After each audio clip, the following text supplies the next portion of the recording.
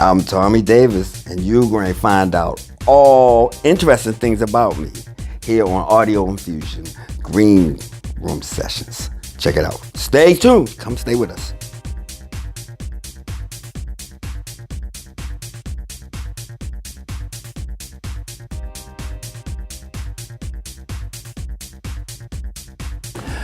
For everybody, there is somebody in your life that kind of keeps coming back over and over again, and that's my man Spen. And Spen was involved with me from everything. Before being Basement Boys went separate ways, I was always bringing Spen to the studio. So when we decided to dissolve the relationship with Basement Boys, I said, Spen, why don't you become that guy? It needed that guy, somebody that's kind of just feral with the music and just really just is kind of inspired in their own energy, and that's Spen. So when he did that, it was great, because then he continued where nobody noticed that, one energy was switched for another. And since then, Basement Boys have switched many, many times and became this great big entity. So when he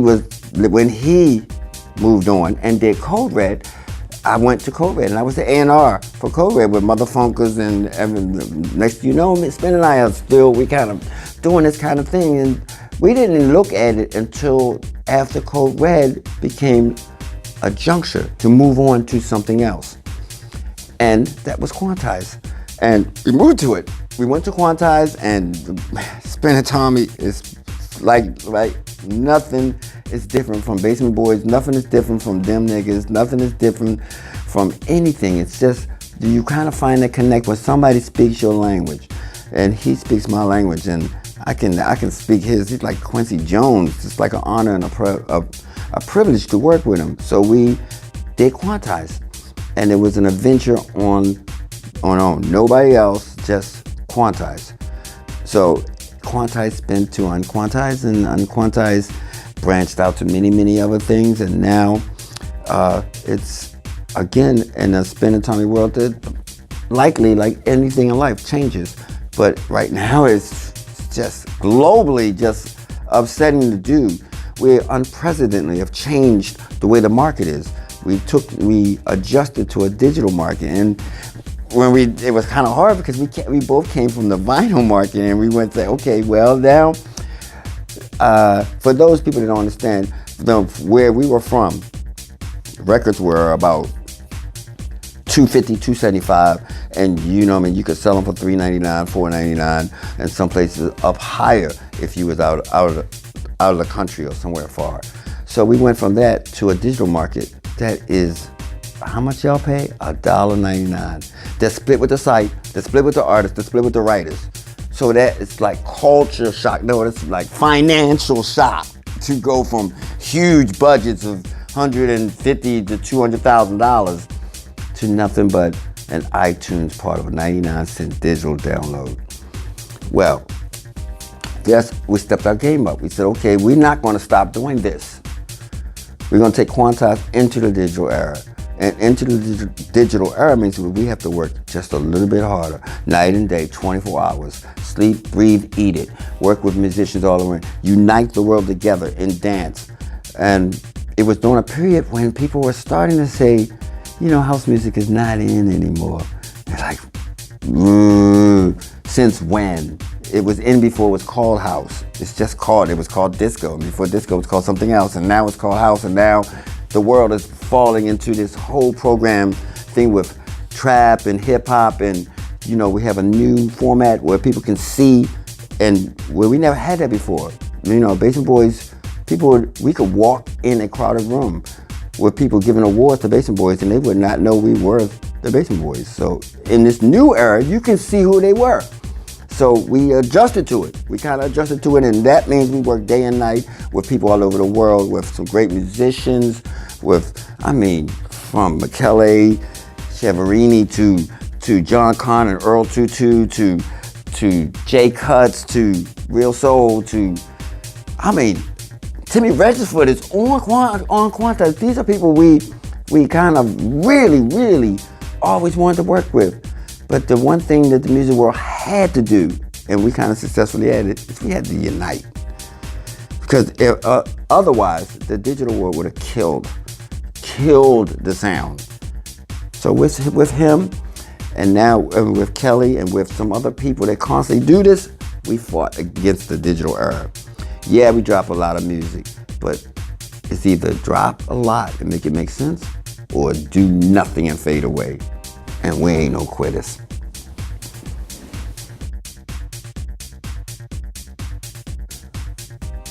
Well, so real talk. The legendary thing came from LTD, which was, I was calling myself little. I'm only 5'7", 5'8", and I used to be about 130 pounds. I'm 160. I'm kind of a little bit more muscular, but the LTD was mistook for legendary, and they started it. People started calling me legendary. You will never see me say legendary. I never say legendary.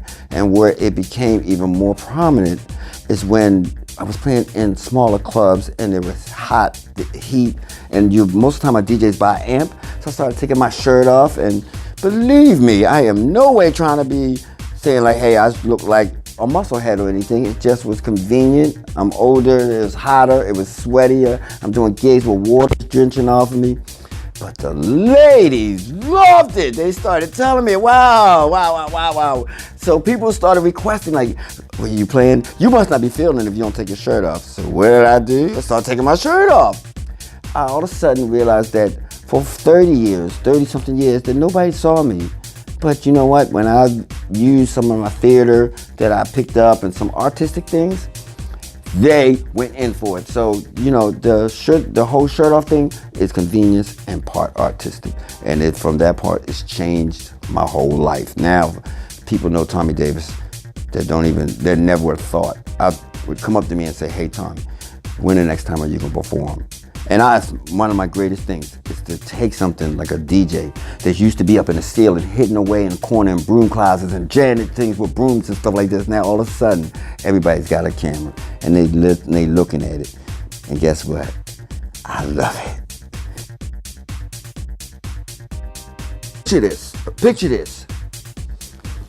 Black boy from Baltimore. Never thought in the world that I would ever be anywhere. So I got a chance to go to New York, outside of Baltimore, and play for people that I'd never seen or don't know personally. It was incredible. It was something that really showed me that the sound can be universal. That they don't have to know me, they don't care what I look like, they just love the energy, love the sound. So I went with Ultra to Germany and Japan, and by the time we got to Basin Boy reunions, and and this is an honor and privilege to play in one set chain together. Me, Ted, Charisma, and together, playing in one time in one set, and it was for Basement Boys, and it was such an exhilarating feeling.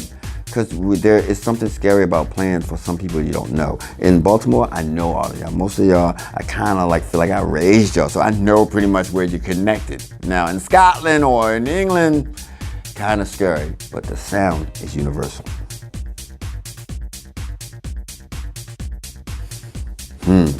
Memorable D. I was talking to Dion, and he's the man behind you. You ain't gonna see he's behind the camera, just making the light make me look like I'm not a dark spot in ink. So for me, the best gig is always the last gig I did, and that was last night at Buns. There was a moment when I looked up, and they was clenching on every beat. I mean, actually clenching on the beat. If I stopped the music, they just screamed louder than the music, and they were screaming, and they were coming up and shaking my hand and kissing me. You know what? That is when a special bond happens. It's when a DJ and the people connect, and it's an incredible thing. Every gig I try to look for it, I try to find that moment, and last night I had it. So for me, the best moment is always the last one I just did, and that was last night. Big shout out to Baltimore and Club Buns for that energy. It was incredible where I had to throw them out at 2 o'clock in the morning. I mean, straight, gay, white, black, young, old, 50, 60, 30, just amazing. Is that they really get it. This new era of music is not seeing a comeback. It never left.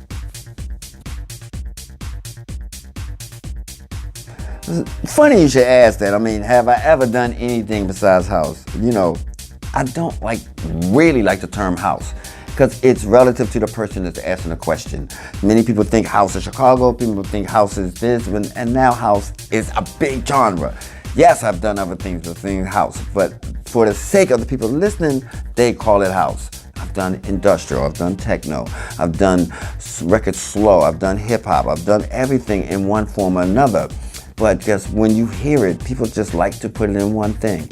Let's say music is a rhythm and an art, and it's all rhythm. But for the classification of it, yes, I have. I've done things that's not house, but it still sounds the same.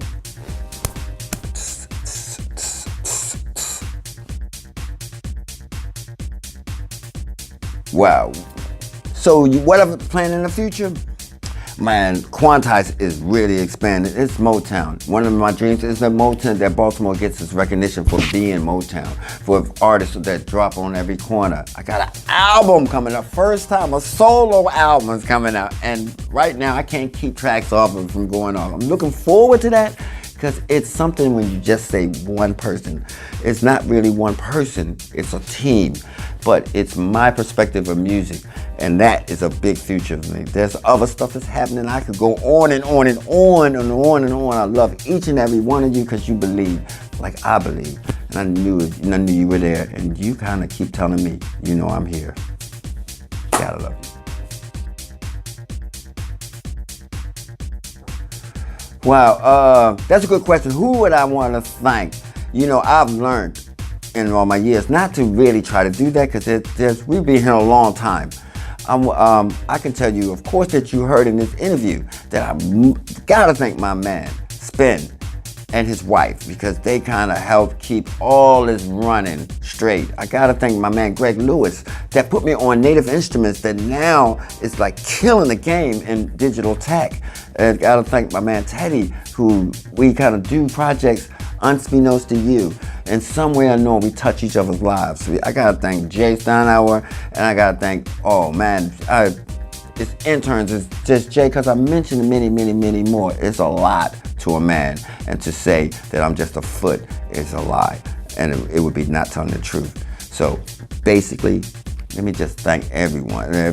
And there's some many talented people. I mentioned some of them, like Jerry Hudge and Michele Ciavarini and Will Real Soul and Mark Francis. Oh my God, I can keep going. See what's going on. It's going on. I can keep going. Jahar Muhammad. I get some more. And I did what I said I wasn't going to do. I just want to say thank you to everybody. And I think I've talked long enough. And there you have it. Thommy Davis in Speed Cycle.